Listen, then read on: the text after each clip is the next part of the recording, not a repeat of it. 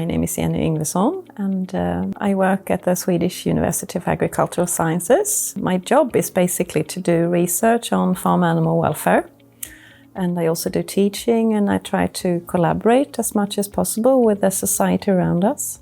And in Pathways I lead work package 1, which is about really creating groups for getting this collaboration with the society around us, so bridging academia to real life issues and problems.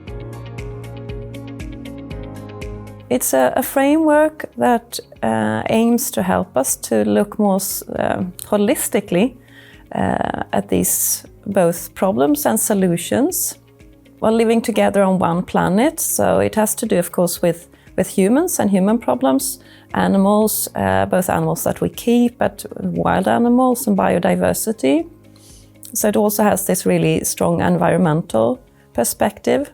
Like a sister framework, which is called One Health, it really aims for us to look at the world in a more holistic perspective, because often we have this really anthropocentric view. We always start with ourselves, and that might not be very good in the long run, to put it simple. There's actually a big frustration in the research community about why don't, for example, farmers or other stakeholders or consumers or industry do as we say. And that is also, I think, have to do with this, that you always start with yourself and you don't really have the holistic perspective.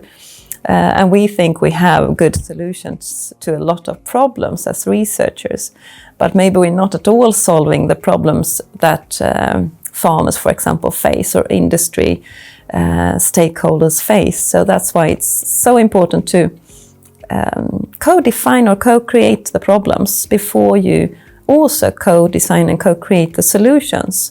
So I think we're realizing more and more that it's not possible to do just your own thing. If you're going to create solutions, sustainable solutions for the future, we have to work together and really closely, and a true collaboration.